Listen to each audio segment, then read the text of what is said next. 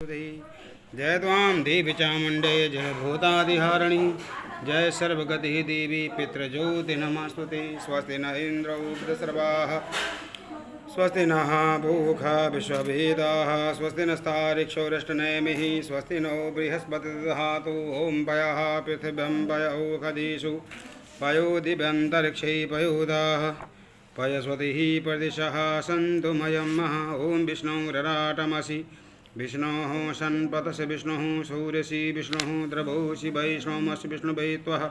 ॐ अग्निदेवता वातो देवता सूर्यो देवता चन्द्रमा देवता वसवो देवता रुद्रः देवता देवता मरुतो देवता विश्वे देवा देवता बृहस्पतिदेवतेन्द्रो देवता वरुणो देवता द्यौः शान्तिरन्तरिक्षं शान्तिः पृथिवी शान्तिरापः शान्तिरोषधयः शान्तिः वनस्पतयः शान्तिर्विश्वे देवाः शान्तिर्ब्रह्म शान्तिः सर्वगं शान्तिः शान्तिरेव शान्तिः श्यामा शान्तिरिति जतो जतः समीहसे ततो नो अभयं कुरुः सन्नः कुरु प्रजाभ्यो वयन्नः पशुभ्यः विश्वानि देव सविदुरितानि पराशुभः यद्भद्रं दन्न आशुभः। भगवान् श्रीविष्णवे नमः। ध्यानान्ते समर्पयामि मा सङ्कल्प। हरि ओम्। नारायणाय नमो नमः वासुदेवाय नमो नमः ऋषिकेशाय नमो नमः तीर्थदेवताय नमः गंगादिसप्तनदीभ्यां नमः सप्तसागरेभ्यः नमो नमः श्रीनारायणाय नमो नमः वासुदेवाय नमो नमः। महासंकल्प बोलिए ओम विष्णु विष्णु विष्णु नमः परमात्मने श्री प्राण पुरुषोत्तमाय विष्णु वर्तमान से व्यवस्थांतर्गे कलियुगे कलिप्रथम चरणे जम्बूद्वीपे भारतखंडे भारतधानां संवत्सर विश्वतर्के मासानां मासोत्तमे मासमुत्तम मासे भगवते सामधनार्कपोखपति मासेयामः शुक्लपक्षे प्रतिपदां तीथो भगवते शामः।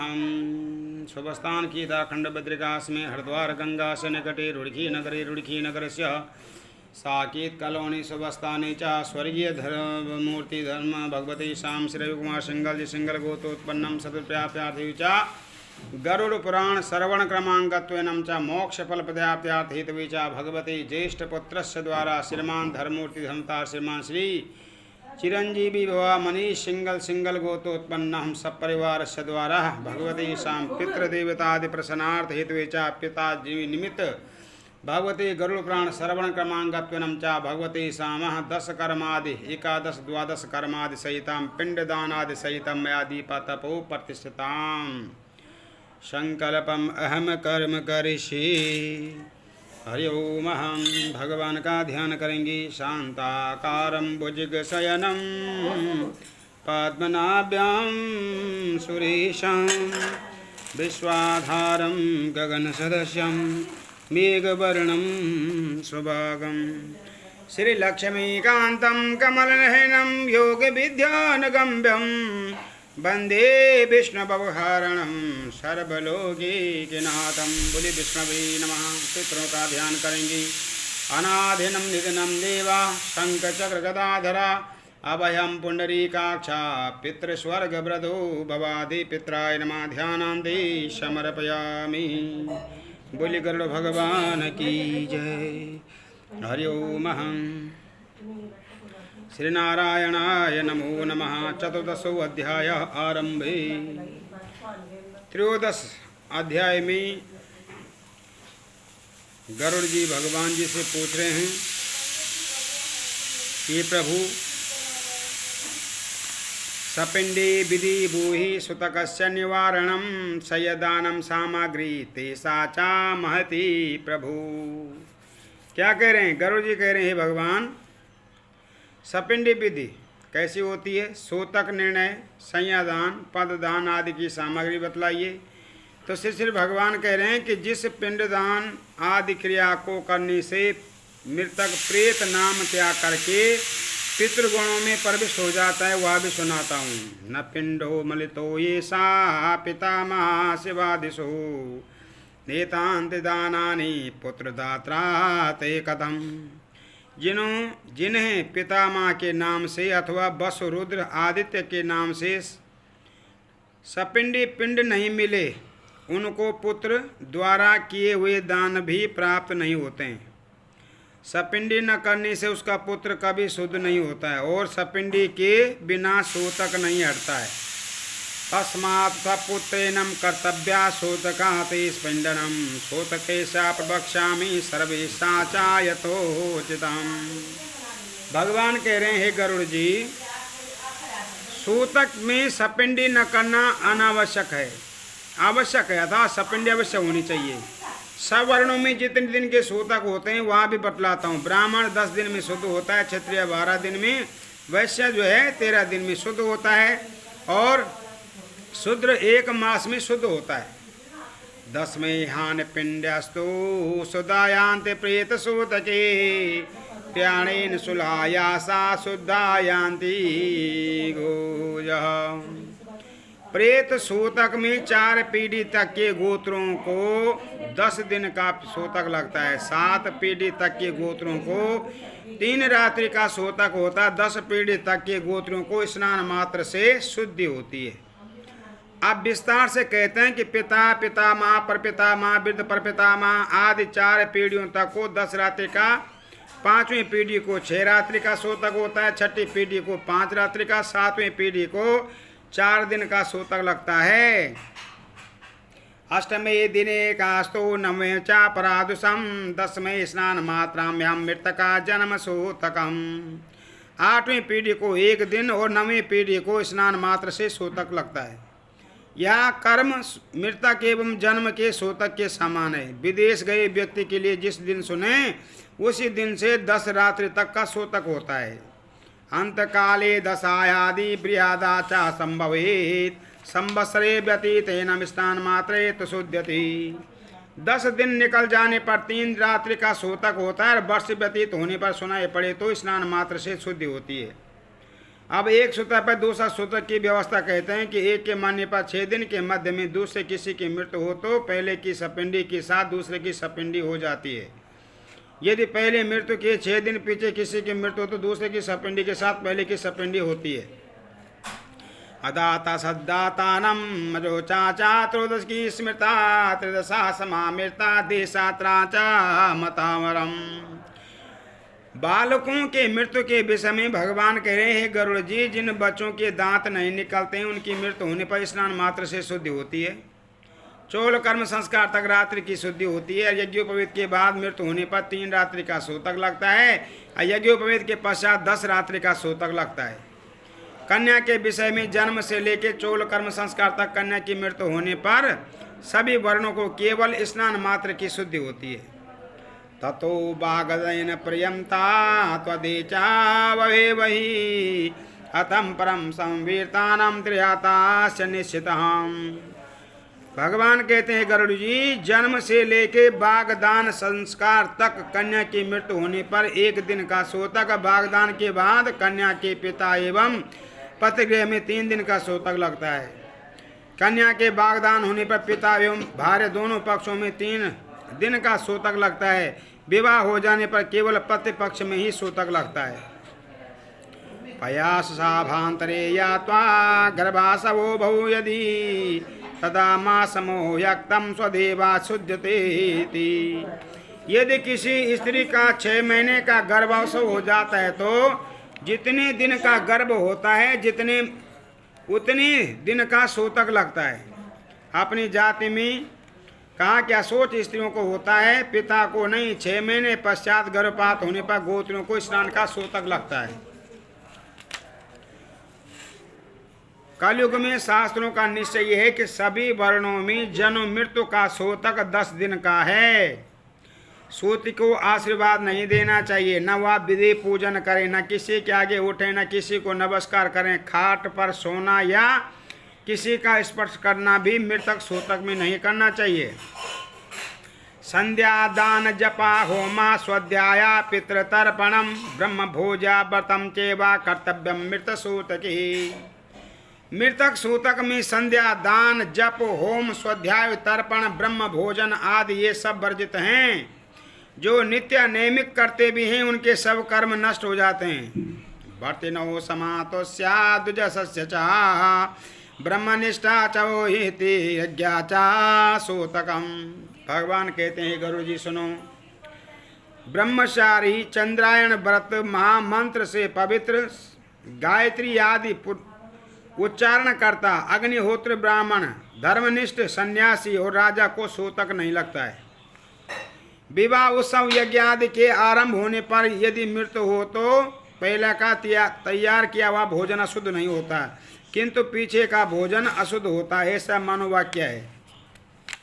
सूतके यस्तु गृह्णाति तदानानं च भोजसा दाता सोमयो न्योति कथयाम च दद्दति। भगवान कहते हैं गरुड़ जी,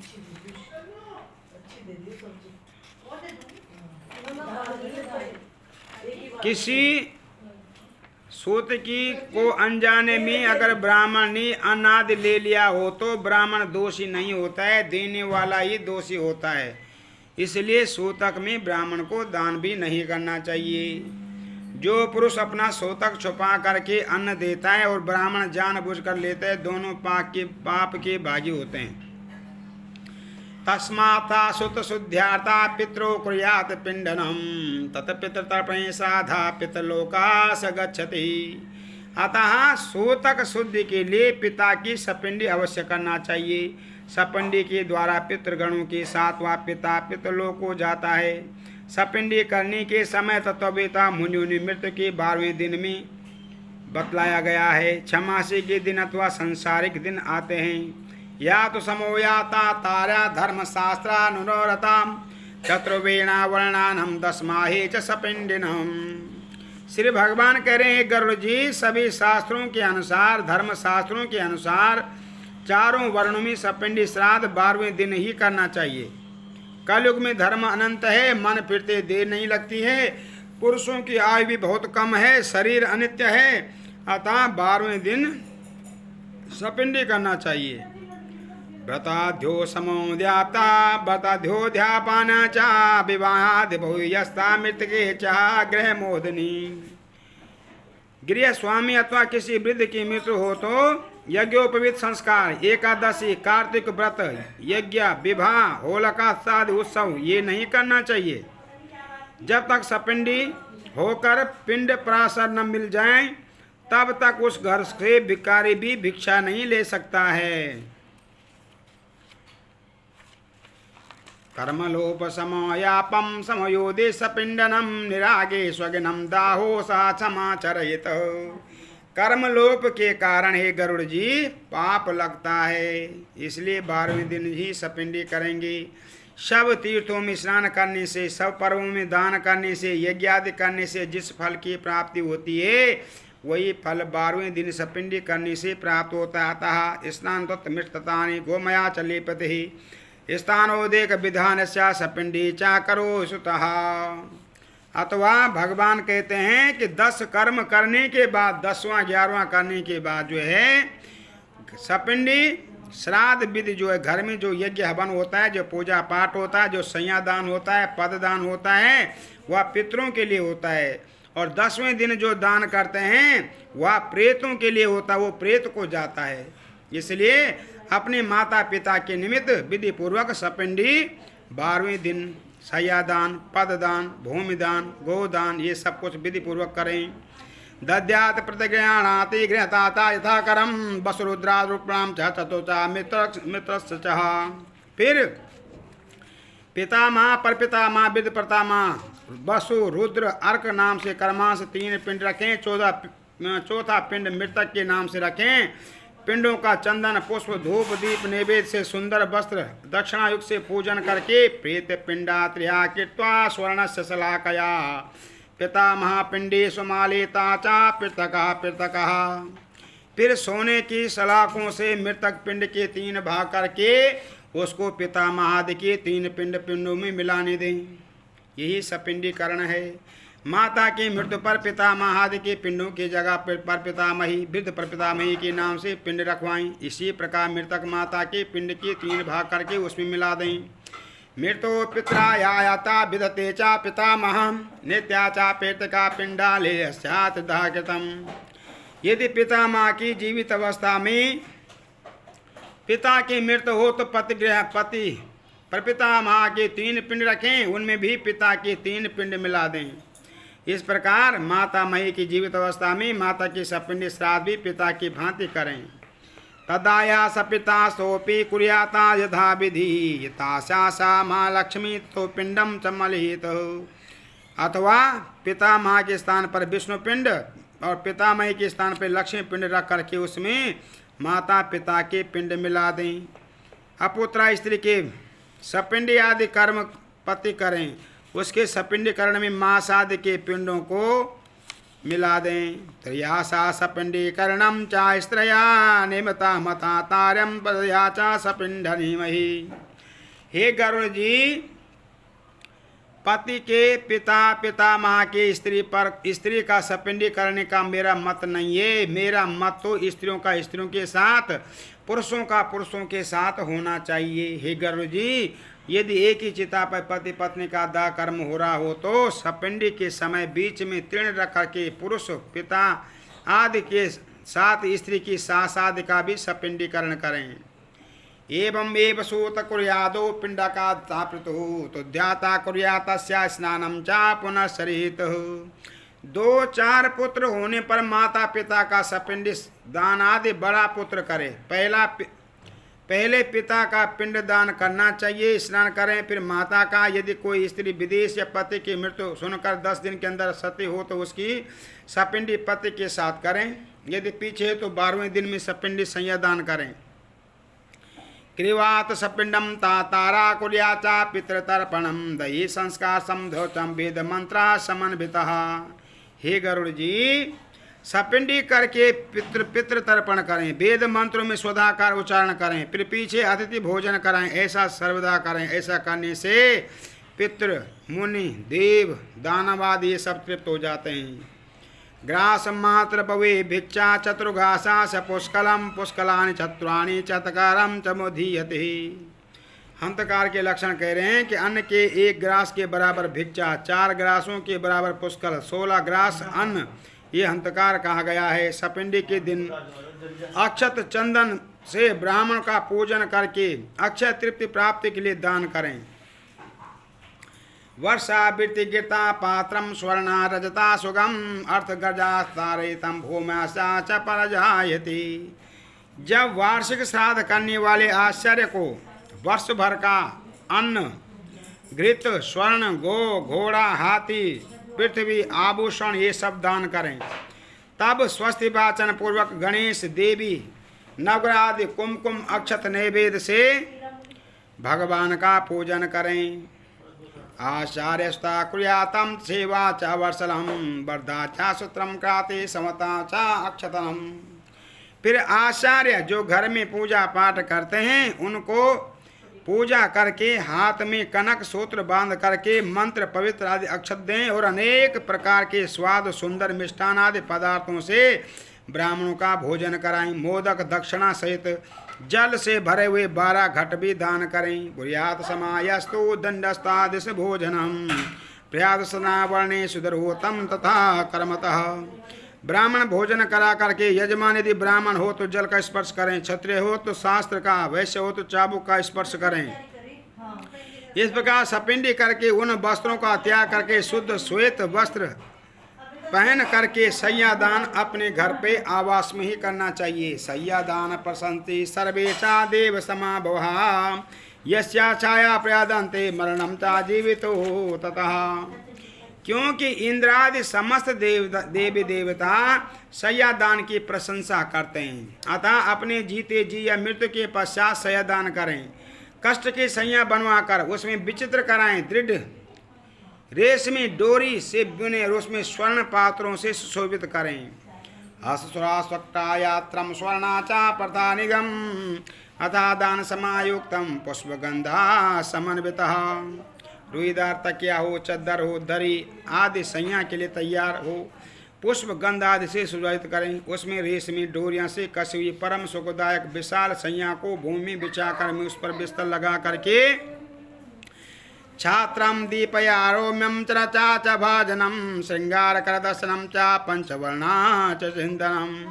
मच्छरदानी की भांति उस पर छात्र करें, चांदी की दिवट, चंवर, आसन, भोजन, श्रृंगार, धातु की झारी और दर्पण आदि सब पास रखकर उसके ऊपर पंचरंगा चंदोय बांधें। कुछ और भी वस्तुओं को सयादान के चारों ओर अपने घर में ये सयादान करनी चाहिए।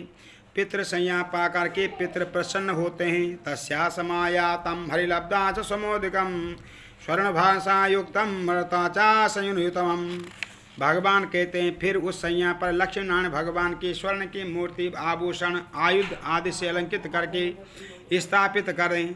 स्त्रियों की संज्ञा पर काजल, सिंदूर, बिंदी, वस्त्र, आभूषण रखकर दान करें। ततो विप्रसा पत्निकम बंद पुष्पो तथा कृतम कर्णासोत समायाता सकुलम च कंचने। और भी पत्नी सहित विद्वान ब्राह्मण को गंध, अक्षत, पुष्प, स्वर्ण का कर्णभार, अंगूठी, कंठ सूत्र आदि से सुशोभित करके पगड़ी, दुपट्टा, कुर्ता, अंगिया आदि वस्त्र पहना कर उस परम सुखदायक संज्ञा पर लक्ष्मी नारायण भगवान के सन्मुख बिताएं। कुमुक वही समाभारम श्री लक्ष्मी समर्पये पूजित समायक्ता चा ग्रह देवी च विनायकम। कुमकुम पुष्पमाला से लक्ष्मी नारायण भगवान का पूजन करें।